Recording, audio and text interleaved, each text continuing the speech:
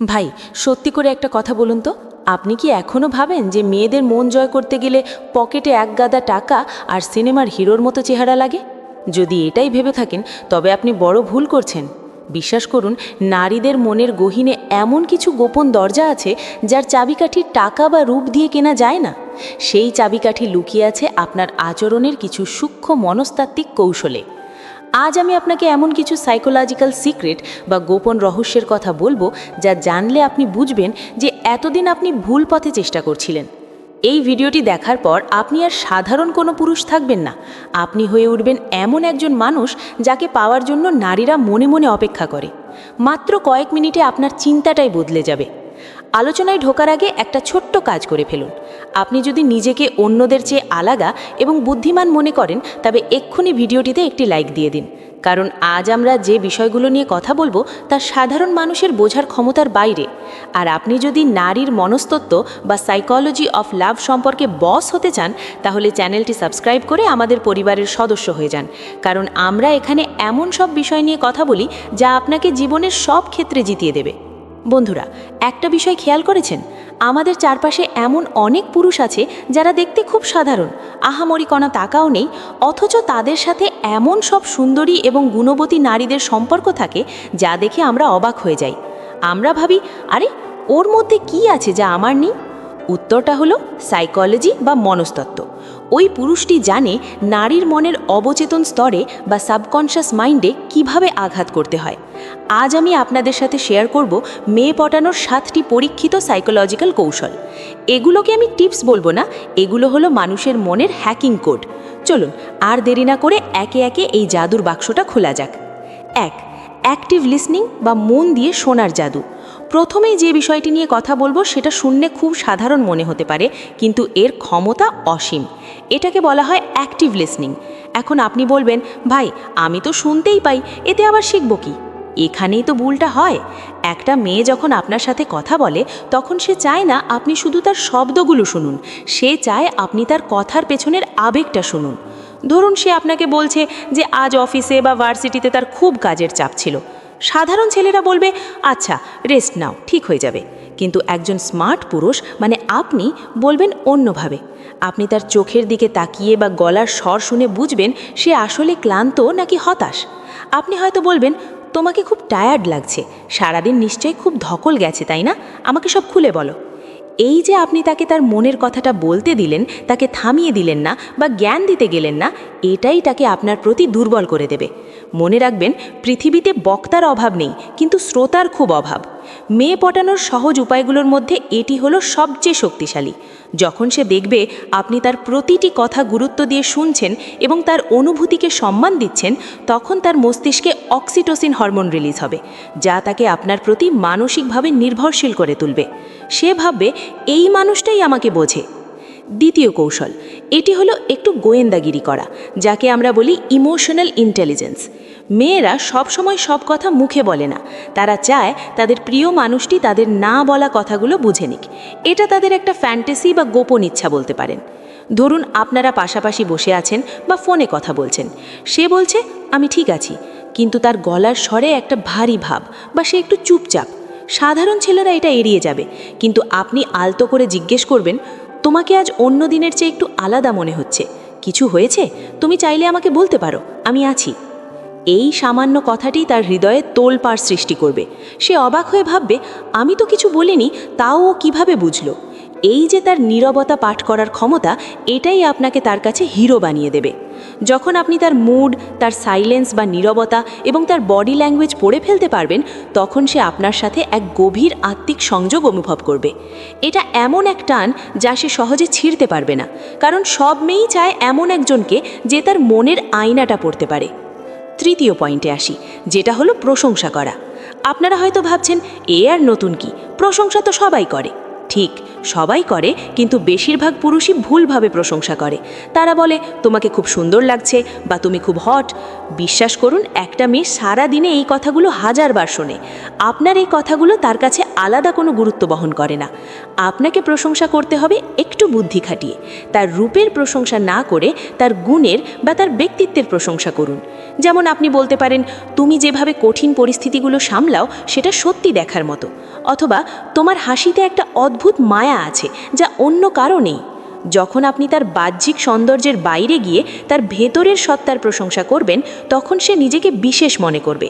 সে বুঝবে যে আপনি তাকে শুধু শরীর হিসেবে দেখছেন না, আপনি তাকে একজন মানুষ হিসেবে মূল্যায়ন করছেন। আর ইউটিউবে বা ফেসবুকে অনেকেই অপরিচিত মেয়ে পটানোর টিপস খুঁজে বেড়ান, কিন্তু আসল ট্রিক হলো এই ইউনিক প্রশংসা। এটা তার ইগোকে স্যাটিসফাই করে এবং তাকে আপনার প্রতি আগ্রহী করে তোলে। মনে রাখবেন, যে প্রশংসা সচরাচর পাওয়া যায় না তার মূল্য সবচেয়ে বেশি। 4. সাইকোলজিক্যাল সেফটি বা মানসিক নিরাপত্তা। চতুর্থ বিষয়টি হল মানসিক আশ্রয় বা নিরাপত্তা দেওয়া। এটা প্রেমের সম্পর্কের ক্ষেত্রে অক্সিজেনের মতো। একটা মেয়ে আপনার কাছে তখনই আসবে যখন সে আপনার কাছে নিজেকে নিরাপদ মনে করবে। এখানে নিরাপত্তা মানে শুধু শারীরিক নিরাপত্তা নয়, এটা হলো জাজমেন্ট বা বিচার করা থেকে মুক্তি। মেয়েরা অনেক সময় নিজেদের ভুল ত্রুটি, পাগলামি বা দুর্বলতাগুলো কারো সামনে প্রকাশ করতে ভয় পায়। তারা ভাবে, ও কি মনে করবে, ও কি আমাকে নিয়ে হাসাহাসি করবে। আপনার কাজ হলো তাকে এই ভয় থেকে মুক্ত করা। তাকে বোঝান যে আপনার কাছে সে যে কোনো কিছু বলতে পারে। আপনি তাকে নিয়ে উপহাস করবেন না বা তাকে ছোট করবেন না। যদি সে কোনো ভুল করে, তার উপর রাগ না করে শান্তভাবে কথা বলুন। আপনার এই ধৈর্যশীলতা এবং শান্ত স্বভাব তাকে চুম্বকের মতো টানবে। সে ভাববে, পুরো পৃথিবী আমাকে বিচার করতে পারে, কিন্তু এই মানুষটি আমার পাশে পাহাড়ের মতো দাঁড়িয়ে থাকবে। এই যে ভরসা, এটা একবার তৈরি হয়ে গেলে সে আপনাকে ছাড়া আর কিছুই ভাবতে পারবে না। সে আপনার কাছে বারবার ফিরে আসবে, শুধু একটু মানসিক শান্তির জন্য। কারণ দিন শেষে আমরা সবাই এমন একটা জায়গা খুঁজি যেখানে আমরা মুখোশ খুলে প্রাণ ভরে শ্বাস নিতে পারি। 5. গ্যাপ ফিলিং বা তার একাকিত্ব পূরণ করা। পঞ্চম কৌশলটি একটু ট্রিকি কিন্তু খুবই কার্যকর। এটাকে বলা হয় গ্যাপ ফিলিং বা শূন্যস্থান পূরণ করা। আমাদের সমাজে অনেক মেয়েই আছে যারা হয়তো কোনো সম্পর্কে আছে বা বিবাহিত, কিন্তু মানসিকভাবে তারা ভীষণ একা। তাদের পার্টনার হয়তো তাদের সময় দেয় না, তাদের ছোটোখাটো শখগুলোর খেয়াল রাখে না, তাদের মনে একটা বিশাল হাহাকার বা শূন্যতা কাজ করে। আপনাকে এই সুযোগটাই কাজে লাগাতে হবে। আপনাকে ডিটেকটিভের মতো খুঁজে বের করতে হবে তার জীবনে কিসের অভাব। সে কি একটু যত্ন চায়, নাকি একটু রোম্যান্টিক কথা, নাকি তার শখগুলো নিয়ে কেউ আলোচনা করুক সেটা চায়। যখন আপনি জানবেন তার জীবনে এই মিসিং পিস বা হারানো টুকরোটা কি, তখন আপনি ঠিক সেই জায়গাটাই পূরণ করবেন। ধরুন সে কফি খেতে পছন্দ করে, কিন্তু তার ব্যস্ত স্বামী বা প্রেমিক সেটা মনে রাখে না। আপনি হুট করে তার পছন্দের কফিটা অফার করলেন বা মনে করিয়ে দিলেন। এই ছোট ছোট যত্নগুলো তার অবচেতন মনে আপনার জন্য একটা পার্মানেন্ট জায়গা তৈরি করে ফেলবে। সে নিজের অজান্তেই আপনার সাথে তার বর্তমান পার্টনারের তুলনা করা শুরু করবে এবং দেখবে আপনি তাকে অনেক বেশি ভালো রাখছেন। তখন তার মনের সবটুকু অ্যাটেনশন বা মনোযোগ আপনার দিকে চলে আসবে। 6. তাকে স্পেশাল ফিল করানো বা বিশেষ অনুভূতি দেওয়া। ষষ্ঠ পয়েন্ট হলো তাকে স্পেশাল অনুভব করানো। প্রতিটি মানুষই চায় তাকে কেউ একটু আলাদা গুরুত্ব দিক। আপনি যখন তার সাথে কথা বলবেন, তখন তাকে এমনভাবে ট্রিট করবেন যেন সে আপনার পৃথিবীর কেন্দ্রবিন্দু। তবে এখানে একটা সূক্ষ্ম ব্যাপার আছে। শুধু আই লাভ ইউ বা তুমি আমার সব বললেই হবে না, আপনার আচরণে সেটা প্রকাশ করতে হবে। তার ছোটবেলার গল্পগুলো মন দিয়ে শুনুন, তার স্বপ্নের কথা জিজ্ঞেস করুন। তাকে বোঝান যে আপনি তাকে কেবল একজন নারী বা প্রেমিকা হিসেবে দেখছেন না, আপনি তাকে একজন স্বতন্ত্র মানুষ হিসেবে সম্মান করছেন। মাঝে মধ্যে তাকে বলতে পারেন, তোমার সাথে কথা বললে আমার দিনটা ভালো হয়ে যায়, বা তোমার মতো করে কেউ বিষয়গুলো ভাবে না। এই কথাগুলো তাকে অনন্য বা ইউনিক অনুভব করাবে। যখন কোনো নারী বোঝে যে তার উপস্থিতি আপনার জীবনে আনন্দ বয়ে আনে, তখন সে সেই সম্পর্কটা আঁকড়ে ধরে রাখতে চায়। এই অনুভূতি তাকে আত্মবিশ্বাসী করে এবং সে আপনার প্রতি কৃতজ্ঞ থাকে, আর কৃতজ্ঞতা থেকেই গভীর ভালোবাসার জন্ম হয়। 7. চ্যালেঞ্জ তৈরি করা বা সহজলভ্য না হওয়া। সপ্তম এবং সম্ভবত সবচেয়ে গুরুত্বপূর্ণ টিপসটি হলো নিজেকে সস্তা করবেন না। হ্যাঁ, শুনতে একটু কড়া লাগলেও এটাই সত্যি। আপনি যদি সবসময় তার জন্য অ্যাভেলেবল থাকেন, তার একটা ফোনেই দৌড়ে যান, তার সব অযৌক্তিক আবদারেও হ্যাঁ বলেন, তবে আপনার কোনো মূল্য তার কাছে থাকবে না। মানুষের একটা সাইকোলজি হলো, যা সহজে পাওয়া যায় মানুষ তার কদর করে না। আপনাকে হতে হবে একটু রহস্যময়, একটু চ্যালেঞ্জিং, মাঝে মাঝে একটু ব্যস্ততা দেখান।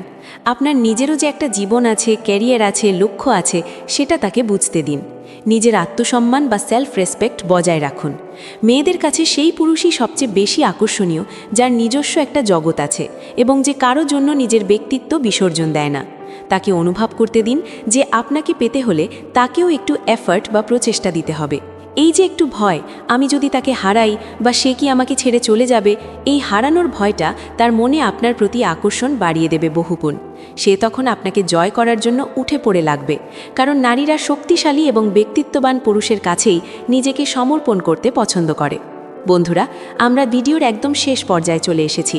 এতক্ষণ আমি যে 7টি সাইকোলজিক্যাল কৌশলের কথা বললাম, এগুলো কোনো জাদুর মন্ত্র নয়, এগুলো হলো মানুষের আচরণের বিজ্ঞান। আপনি যদি এগুলো সঠিক মাত্রায় এবং সৎ উদ্দেশ্য নিয়ে প্রয়োগ করতে পারেন, তবে আমি গ্যারেন্টি দিয়ে বলতে পারি যে কোনো নারী আপনার ব্যক্তিত্বের প্রেমে পড়তে বাধ্য হবে।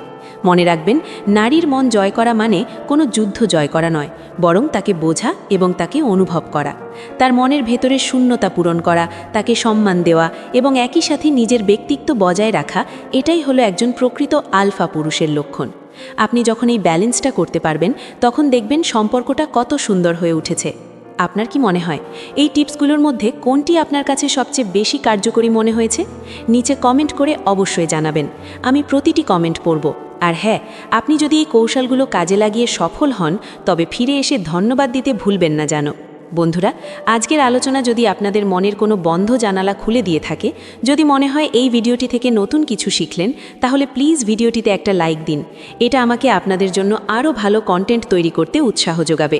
আর এখনও যদি সাবস্ক্রাইব না করে থাকেন, তবে এখনই সাবস্ক্রাইব বাটনে ক্লিক করে বেল আইকনটি বাজিয়ে দিন, কারণ চ্যানেলে আমরা শেখাই কিভাবে নিজেকে জীবনের প্রতিটি ক্ষেত্রে এক ধাপ এগিয়ে রাখতে হয়। ভালো থাকবেন, সুস্থ থাকবেন এবং নিজের মনের যত্ন নেবেন। দেখা হবে পরের ভিডিওতে। ততক্ষণ পর্যন্ত বিদায়।